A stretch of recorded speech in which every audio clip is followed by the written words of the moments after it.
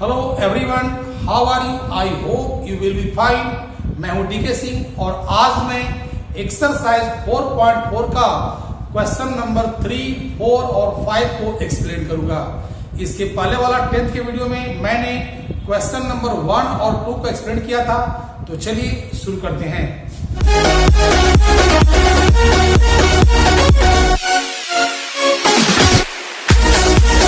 इस क्वेश्चन में कराया क्या कि is it possible to design a rectangular mango grove whose length is twice its breadth and the area is 800 metre square, if so find its length and breadth. कराया कि क्या यह एक पॉसिबल है कि एक रेक्टेंगुलर मतलब रेक्टेंगुलर मैंगो ग्रोव है, आम की बगिया है, जिसका लेंथ ब्रेथ का ट्वाइस है और जिसका एरिया दिया हुआ 800। अगर यह पॉसिबल है तो लेंथ और ब्रेथ को निकालना है। तो पॉसिबल होने का मतलब क्या हुआ कि हमें पहले निकालना होगा डी। अगर डी निकालने के बाद अगर डी का वैल्यू 0 या 0 से बड़ा अगर आ गया तो यह पॉसिबल कहलाएगा, और अगर डी का वैल्यू 0 से छोटा अगर आ गया तो यह पॉसिबल नहीं कहलाएगा। तो कैसे बनाएंगे हम लोग? देखिए इसमें सोल्यूशन में क्या करा इसमें कि let breadth of the mango grove के मैंने ब्रेथ को मान लिया, 1 मीटर मान लिया। सो लेंथ कितना हो जाएगा? लेंथ हो जाएगा आपके पास 2x मीटर। अब करा है क्या? अकॉर्डिंग टू क्वेश्चन एरिया आपका दिया हुआ है, कितना दिया हुआ है? 800 दिया हुआ है। तो एरिया क्या होता है? रेक्टेंगल दिया हुआ है ना, l इंटू बी यानी कि 2x into x equal to 800 यानी 2x स्क्वायर इक्वल टू 800। अब कर सकते हैं ऐसा, x स्क्वायर इक्वल टू क्या हो गया? 800 बाई 2, इट मीन्स आ गया 400 आ गया, यानी कि x square minus 400 equal to 0 आ गया। एक तो मेरा इक्वेशन निकल गया, लेकिन कह रहा है कि क्या यह पॉसिबल है? तो पहले हमको d निकालना पड़ेगा। क्या करना होगा? a इसमें 1 है, b है 0 और c क्या है? माइनस 400 है। तो यहाँ d निकाल लेंगे तो लिखेंगे b स्क्वायर माइनस 4ac यानी हो गया 0 स्क्वायर 4 इंटू 1 इंटू माइनस 400। तो आ जाएगा 0 प्लस 1600 आ जाएगा। यानी आपने क्या देखा कि d का वैल्यू 0 से बड़ा न है, so it is possible, it is this condition is possible. जब मेरे पास d निकल गया तो हमको यार x निकालना होगा। तो फॉर्मूला क्या होता है इसका याद होगा आपको, नहीं तो देख लीजिए। x square minus 400 equal to 0 हो गया, तो x स्क्वायर इक्वल टू क्या आ गया? 400 यानी कि प्लस माइनस 400 आ गया। तो आ गया ना 20 आ गया। आपने क्या देखा यहाँ पर x का 2 वैल्यू आ रहा है तो निगेटिव तो होगा नहीं, सो ब्रेथ कितना हो जाएगा? ब्रेथ इक्वल टू आ जाएगा 20 मीटर और लेंथ कितना हो जाएगा? 2 इंटू 20 यानी कि 40 मीटर।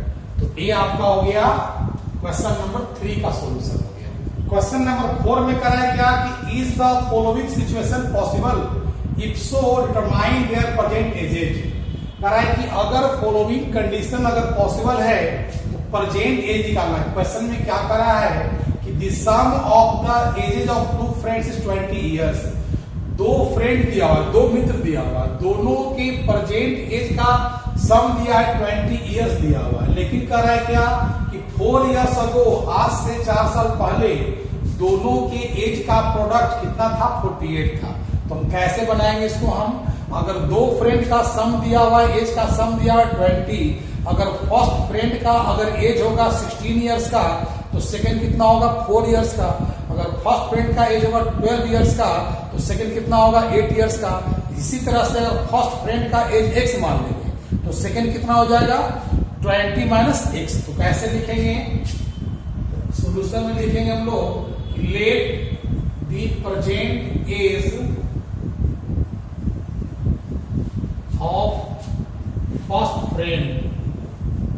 फ्रेंड को के प्रेजेंट एज को क्या मान लिया मैंने? x इयर्स मान लिया, ठीक है ना। So the present age of second friend कितना हो जाएगा? 20 माइनस x इयर्स हो जाएगा। अब कंडीशन क्या दे रहा है कि आज से 4 साल के पहले, तो कैसे बना अगर किसी का एज अभी जानते हो और 4 इयर्स पहले का निकालना होगा तो क्या करेंगे, माइनस कर देंगे। तो अगर फर्स्ट फ्रेंड का एज अभी x इयर्स का है और 4 इयर्स पहले का मान रहा है तो क्या करना होगा, हमको x माइनस 4 करना होगा। उसी तरह से सेकेंड फ्रेंड का अभी का एज दिया है 20 माइनस x और 4 इयर्स पहले का निकालना है तो क्या करेंगे, 20 माइनस x माइनस क्या हो जाएगा, 4 हो जाएगा। अब दोनों का प्रोडक्ट कितना दिया हुआ है, 48 दिया हुआ है। समझ में आया ना। अभी जिसका एज अभी x इयर्स का है, अब 4 इयर्स पहले का निकालना होगा तो क्या करेंगे, x माइनस 4 कर देंगे। और अभी अगर जिसका एज 20 माइनस x है, 4 इयर्स पहले निकालना होगा तो माइनस 4 कर देंगे। याद रखिएगा, पहले का निकालना होगा तो माइनस करना है, बाद का निकालना होगा तो प्लस करना है। अब दोनों का प्रोडक्ट दिया था 48, सो कर देंगे x माइनस 4, ये आ गया 16 माइनस x इक्वल टू 48। अब कैसे सोल्व कर, मल्टीप्लाई करेंगे 16 इंटू एक्स तो 16x, 16 into 4 minus 64, x into x minus x square minus x into minus 4 plus 4x equal to 48। सबको उधर ले जाना हो तो अच्छा रहेगा। ये आ गया आपका 16 में से प्लस 4 कितना होगा, 20x minus 64 minus 48 minus x square equal to 0। Arrange कर दीजिए बढ़िया से इसको, minus x square plus 20x और माइनस क्या हो जाएगा आपका, ये 112 इक्वल टू 0 आ गया। अब क्या देख रहे हैं हम लोग, a आ गया -1, b आ गया 20 और c कितना आ गया, -112 आ गया। मेरे पास इनसे निकल गया। अब क्या करना है आपको, पहले तो चेक करना है ना कि सिचुएशन होगा या नहीं, तो d निकालना पड़ेगा। तो d का फॉर्मूला क्या बताए थे, b स्क्वायर माइनस 4ac बताए थे, यानी 20 स्क्वायर माइनस 4 इंटू -1 इंटू -112 यानी 400 माइनस 448 चलाएगा मल्टीप्लाई करने पर। कैसे हो गया, माइनस माइनस प्लस, अब प्लस माइनस माइनस हो गया, माइनस करेंगे तो आ गया -48 आ गया। तो माइनस में आने का मतलब क्या हुआ कि d जोड़ा 0 छोटा आ गया, तो लिखेंगे यहाँ पर d less than 0, so this situation is not possible. यह जो सिचुएशन है यह पॉसिबल आपका नहीं है, यही पर आपका छूट जाने वाला। अगर d 0 से बड़ा अगर आता है तो सोल्व होता आगे, लेकिन यह पॉसिबल नहीं हो रहा है, इसे यहीं पर इसको छोड़ देंगे। ये हो गया solution question number 4। Question number 5 में क्या कर रहा है कि is it possible to design a rectangular park of perimeter 80 metre at area 400 metre square, if so find its length and breadth. कर रहा है क्या कि क्या ऐसा पॉसिबल है एक रेक्टेंगुलर पार्क को डिजाइन करना जिसका पेरीमीटर दिया हुआ 80 मीटर और एरिया कितना दिया हुआ 400 दिया हुआ है। तो अगर यह पॉसिबल है तो उसको लेंथ और ब्रेथ को निकालना पड़ेगा, और पॉसिबल नहीं होगा तो बात ही खत्म है। तो कैसे बनाएंगे इसको, हम लोग लिखेंगे कि let the length of the park is x metre मान लेंगे, सो ब्रेथ कितना हो जाएगा। याद रखिएगा, अगर आपके पास लेंथ दिया हुआ है, पेरीमीटर दिया हुआ है, तो फॉर्मूला क्या होता है, पेरीमीटर बाय 2 माइनस लेंथ होता है। याद रखिएगा, यानी 80 बाय 2 माइनस x, तो आ जाएगा आपके पास 40 माइनस x मीटर आ जाएगा। तो अगर मैंने लेंथ को मान लिया x मीटर मान लिया, तो ब्रेथ कितना मेरा आ गया 40 माइनस x का आ गया। और मेरे पास एरिया दिया हुआ है ना, अकॉर्डिंग टू क्वेश्चन एरिया आपका दिया हुआ है 400 मीटर स्क्वायर, यानी हो गया लेन एल इंटू बी हो जाता है, तो हो जाएगा कितना आपका x into 40 minus x equal to 400। अब सोल्व करेंगे इसको, तो 40x minus x square equal इधर लाएंगे तो माइनस 400 इक्वल टू 0।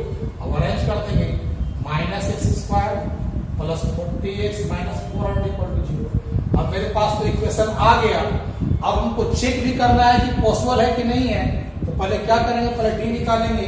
तो इसमें ए कितना हो गया, -1 हो गया ना, बी हो गया 40 और सी कितना आ गया -400 आ गया।